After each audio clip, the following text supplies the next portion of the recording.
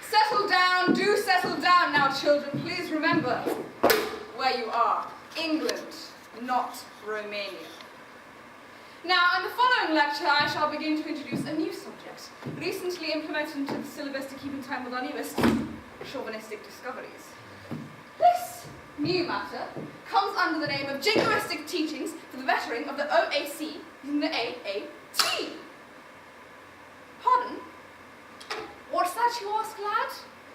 What's the OAC and the AAT? What's the buggering OAC? My God, you poor fucking excuse of an Englishman. If I didn't know any better, I would have mistaken you for a goddamn Dago.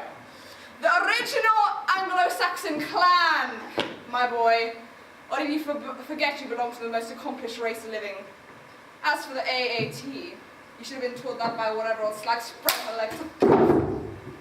You out, alongside the poor gent who was dragged down to raise you up due to his 20 minutes of jollification.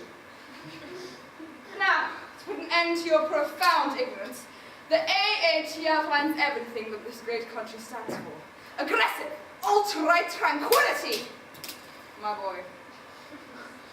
For this topic, we shall be focusing on the immigrants. See, years before the Labour government made this country ripe for a takeover by the Red Hordes, we saw famine and crime as their swarms arrived sweating their balls out in their stinking sweatshops. We knew, and continue to know, that most perverts come from there. Over there, beyond the shores of the streets where I was sin and savagery. Britain, by definition, was a country ruled by immigrants. See, years before things were good. You got value out of your money. $1 was $1. A summer's day was hot and sunny like a summer's day. We now shortchanged. You got your 12 hours worth on the spot. As this vile situation grew worse, they knew what to do.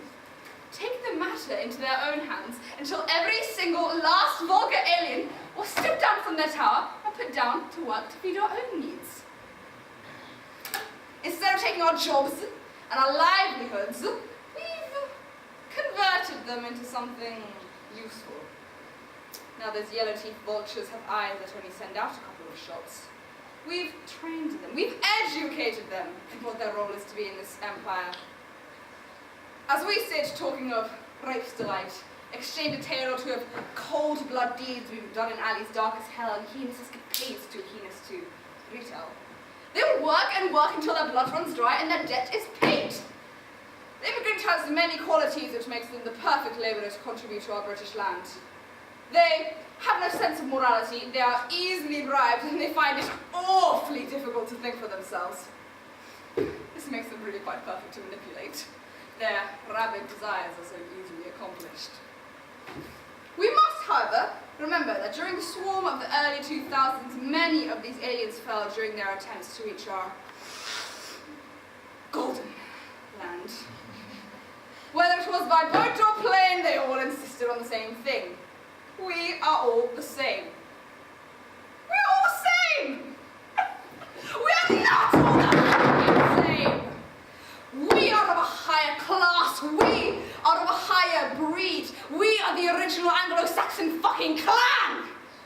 These lies spewed that everyone who comes from England wasn't actually originally from England have not stood the test of time, and our scientists have proven that those first on British soil were, in fact, British, not migrants. Let them drown if they want to. Let them be slaves if that be their deepest desire. Just let them do it out of our sight. In holes, like moles. If we were to sail away from our shores, our own golden shores, then at least we would do it with style. Not in those awful orange coats, but guarded in the iron shawl of the British Empire. In tomorrow's lesson, we shall be analysing the words of Jeremy Corbyn, Labour leader, and why we should have seen that he was a traitor sooner.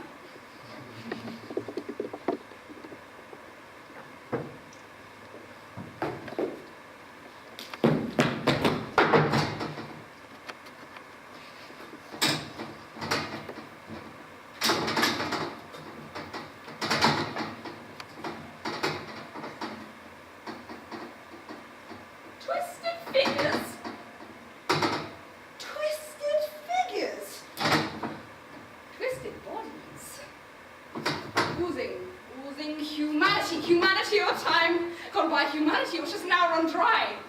I'll kill thee now, foul ghosts! Back away with your stained lungs and wet eyes, your pointed nose and weeping eyes. How do you use a boat that won't float? Why don't you drown in your sorrow and loss? Why don't you see that you must pay a cost? Why don't you know that asylum is lost? Buried in the bodies of beloved strangers. Your very heart will fall out of this existence. For how many of your children's dead bodies must we find